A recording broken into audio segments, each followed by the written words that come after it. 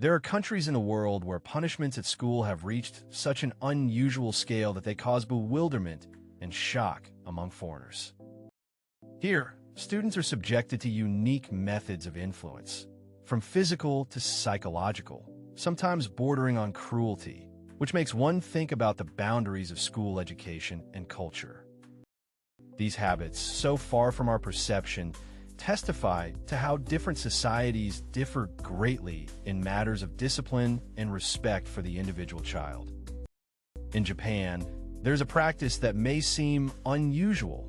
Students are forced to wear special vests, which clearly indicate the status of the offender. These vests not only serve as a reminder of misbehavior, but also publicly show other students about disciplinary offenses, which often causes a feeling of humiliation among foreigners. This approach acts as a means of intimidation and motivates compliance with the rules, turning the educational process into a mass public lesson in responsibility. In South Korea, the school system sometimes resorts to very strict methods, one of which is the requirement to make students kneel in case of discipline violations. This gesture symbolizes deep remorse and respect for elders, being both a severe and demonstrative method of punishment. For many, it seems harsh and very contrasting with the usual European or American standards, emphasizing the special strictness of the Korean school. In China, the method of disciplinary measures in some schools includes the use of a stick to punish students, which seems cruel and harsh to many modern people. This method is often perceived as a classic and, at the same time, very harsh form of influence, aimed at quickly correcting behavior and strengthening the authority of the teacher. While for locals this is often the norm, for foreigners this practice causes shock and a feeling of gross disregard for the rights of the child. In India, it is not uncommon to see the harsh practice of forcing students to do dirty work, such as cleaning toilets, which is perceived as an extreme form of punishment for misbehavior. This approach serves not only as a disciplinary measure, but also as an extraordinary lesson in humility and patience, which many find humiliating and cruel. In this context, such punishments cause bewilderment and shock, as they are a radical departure from Western standards of humane education. In a number of countries, school discipline reaches such extreme measures as forcing students to clean the classroom themselves after school, which turns into a constant reminder of the need to maintain order. This method is often perceived as a way to show responsibility and independence, but at the same time, it often causes regret about how much the boundaries of reason and humanity overlap. For many viewers, this approach seems harsh and outdated, highlighting the differences in educational traditions around the world. In the United States, a popular disciplinary measure may be sending a student to the corner, which seems simple, yet very effective to make them think about their behavior and calm down. This method is widely used in schools to briefly remove a troublemaker from a common area, but sometimes it causes debate about its humanity and psychological impact. For viewers, this practice seems quite common and even mild compared to other methods used in different countries, and raises many questions about the advantages and disadvantages of such educational measures. In Australia, one of the educational methods is the requirement to write long essays analyzing their actions or topics related to discipline, which is designed to develop thinking and responsibility. This approach creates an opportunity to reflect on their mistakes and understand the importance of self-reflection, although for some it may seem tedious or even punitive. For viewers, this practice seems more psychological than physical punishment, reflecting the special attitude of the Australian school to education and personal development. In some countries, such as France or Germany, there's a practice where students are required to stand at the board to explain their mistakes or solve problems, which helps to develop their confidence and responsibility. This method is often perceived as a way to check knowledge in real time, but for many it causes embarrassment and discomfort, especially in case of failure. Such practices clearly demonstrate the difference in approaches to discipline and learning, creating a sense of open assessment and support in the learning process. In Russia, one of the popular disciplinary measures is to keep a student after class for additional work or to explain mistakes, which is considered the teacher's ability to show the importance of responsibility for their behavior. This approach not only disciplines, but also serves as a lesson in perseverance and self-discipline, although for students it often seems harsh and uncomfortable. This shows the rigidity of the Russian education system, characterized by an emphasis on strict control and the importance of following the rules. In some countries, such as some Central European countries, the disciplinary method is to deprive students of the opportunity to take a break, which is punished by restrictions on rest and communication with classmates. This approach is based on the idea that discipline and concentration are more important than a short break, but often leaves students feeling tired and irritated.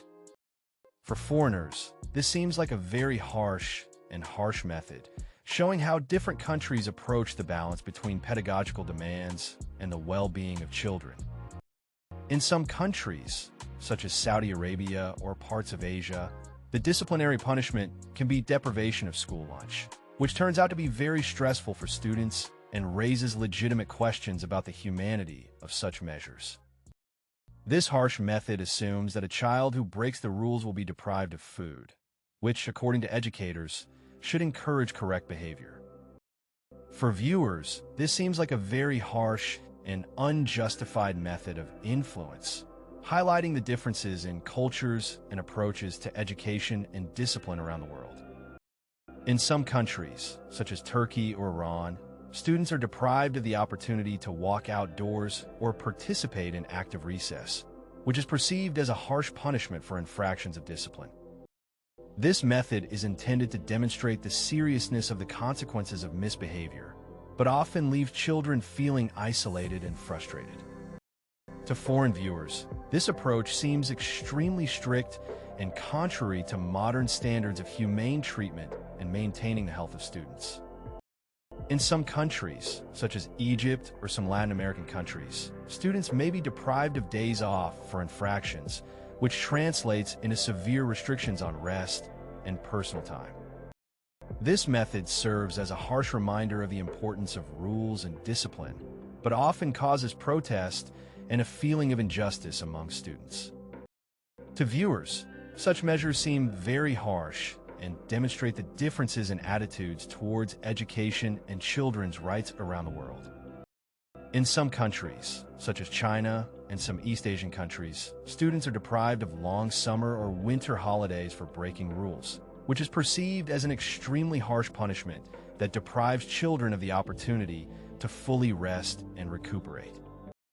This approach is considered a way to strengthen discipline and motivation for learning, although for foreigners it seems harsh and contrary to the principles of humane treatment. These measures clearly show how different attitudes to rest and upbringing of children can be in different cultures, and raise questions about the limits of educational strictness. In some countries, such as France or Italy, students are deprived of the opportunity to participate in planned excursions and trips for infractions of discipline, which is perceived as an important and public form of punishment. This method serves not only as a disciplinary measure, but also as a lesson in responsibility, depriving children of valuable experiences and vivid memories. For viewers, such threats seem very harsh and highlight the differences in approaches to raising children around the world, raising questions about the balance between punishment and development. In some countries, such as Egypt and some Asian countries, students are punished by depriving them of school trips and travels, which is considered a serious blow to motivation and opportunities to broaden their horizons. This method is used as a harsh measure for bad behavior, forcing children to understand the importance of discipline and responsibility. For foreign viewers, such punishments seem very harsh, showing how dramatically educational traditions and approaches differ in different countries. In some countries, such as Saudi Arabia or some Middle Eastern countries, students are punished by being deprived of festive events and national celebrations, which is perceived as a strict and harsh method of dealing with rule breaking. This approach serves not only as a disciplinary measure, but also as a form of punishment, depriving children of the opportunity to participate in important cultural and family traditions. To viewers, this seems very harsh and contrary to modern ideas of humanity, demonstrating how cultural norms and educational practices vary around the world. In some countries, such as Iran or some Asian countries, students are deprived of the opportunity to receive gifts for good behavior, which is perceived as a harsh punishment for misbehavior or poor academic performance. This method emphasizes the importance of material and spiritual values, and also serves as an incentive to correct behavior. To foreign viewers, this seems very harsh and a different approach to education, demonstrating how rewards and punishments are valued differently in different cultures. In many countries, school punishments can reach a level of severity that is alarming and raises questions about the limits of humanity and human rights. These methods, sometimes beyond reason, use physical force, psychological pressure, or other harsh measures, which leave a deep mark on the psyche of children. Such experiences stand in stark contrast to modern ideas about humane education and make us think about the need for reform and increased care for children around the world. Of all the different methods of punishment around the world, what do you think is the strangest?